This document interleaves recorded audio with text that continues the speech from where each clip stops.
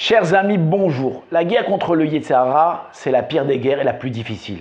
D'accord? Les commentateurs vont illustrer cette guerre-là par un combat entre un Lilliputien et un géant. Le géant, c'est le Yetzer Hara, d'accord, qui a plein de pouvoirs, qui est très très fort. Et le Lilliputien, c'est nous, un petit bonhomme qui n'a pas beaucoup de force, il est tout petit. Et donc, qu'est-ce qu'on voit? On voit le géant s'approcher comme ça du petit Lilliputien pour l'écrabouiller. Et là, il voit arriver cette épreuve, il voit ce géant arriver vers lui. Qu'est-ce qu'il est obligé? Il est obligé de fuir. Et qu'est-ce qu'il fait? Il va se cacher derrière lui, il va sortir une petite aiguille de sa poche et pique, il va piquer le Yetzer Hara. Donc le géant. Le géant va se retourner, il va le chercher, encore une fois, il va fuir, il va tourner, paf, il va le piquer, encore une fois. Pourquoi est-ce qu'on illustre la guerre contre le Yetzer Hara de cette façon-là? Parce que c'est un adversaire qu'on ne peut pas se confronter à lui face à face. Il est plus fort que nous. On ne pourra pas lutter contre lui. D'accord? Il ne faut pas essayer, il est plus fort que nous. La seule façon de le surmonter, c'est de ruser et d'user de sagesse. D'accord?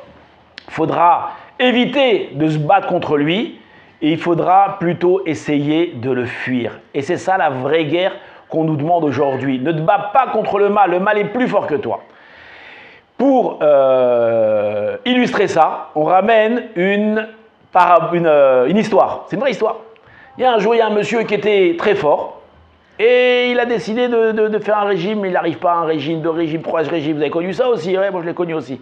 Très difficile de maigrir. À la fin, on lui donne conseil, on dit t'as qu'à prendre un coach. Un coach, il va t'aider, il va te motiver. Alors il a pris un coach. Et donc ce monsieur Moïchi, il a pris le coach.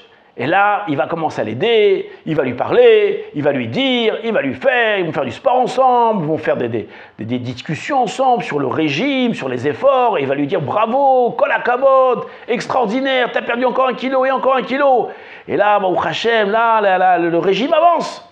Mais un jour, il y a Moïchi, il appelle le coach, il lui dit allô coach, il dit oui Moïchi, il dit ça va pas du tout. Pourquoi? Je suis face à une terrible épreuve.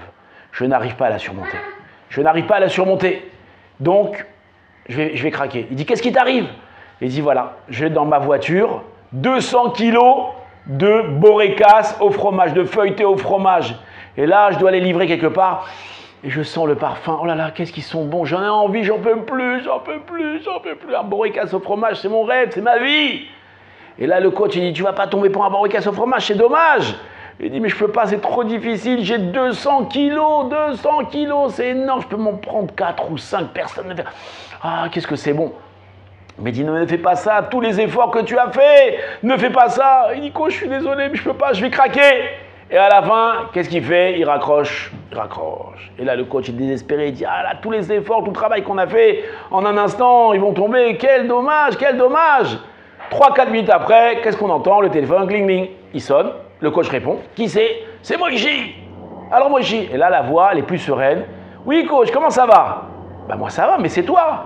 Il dit ouais, bon, Baruch Hashem, c'est bon, j'ai réussi à surmonter l'épreuve.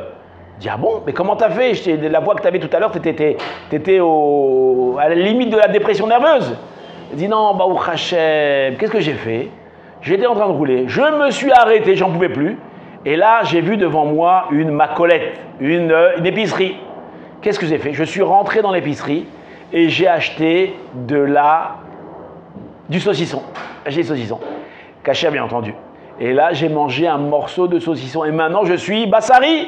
D'accord? J'ai mangé de la viande. Je ne peux pas manger des borékas au fromage. D'accord? Même si tu me donnes $1 million, jamais je mangerai du lait après de la viande. Et donc, Baruch Hashem, le Yetzer Hara que j'avais, la tentation que j'avais de manger ces borékas au fromage, ont disparu grâce, Baruch Hashem, à cette barrière que je me suis mis en me faisant volontairement bassari. Et c'est ce que nous dit ici Rabbi Akiva dans la Mishnah des Pirkei Avot, chapitre 3, Mishnah 13, et il nous dit que les vœux d'abstinence, d'accord, c'est les Nedarim, ce sont des barrières pour arriver justement à la prichout. La prichout, c'est un niveau des plus élevés de toute la Vodat Hashem, la prichout.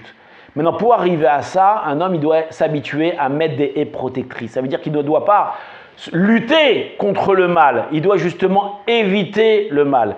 Qu'est-ce qui est préférable? Un général qui sait bien faire la guerre ou un ministre qui sait éviter la guerre et qui arrive à emmener le peuple à la paix. Bien entendu, c'est un ministre qui sait faire la paix. On n'a pas besoin de se battre, on n'a pas besoin de faire la guerre. Nous, ce qu'on doit faire face au mal, on doit éviter le mal. D'accord? Donc, n'essayons pas de nous battre face au mal, essayons au contraire de l'éviter. Mais vous allez me dire, mais si on l'évite à chaque fois, on ne va pas grandir. Non, le fait d'éviter le Yetzer Hara, ça va nous permettre, ça va nous donner du temps de nous construire nous-mêmes intérieurement. Et quand viendra une vraie épreuve, que la seule façon de lutter contre cette épreuve, c'est de lutter franchement contre le Yetzer Hara, alors je serai déjà plus construit. Mais si je suis encore faible, je ne dois pas m'amuser à aller me battre contre le Yetzer Hara. J'en ai pas les forces. Le Yetzer Hara est plus fort que nous. Et ça, il faut se mettre dans sa tête. Que du bonheur. À bientôt.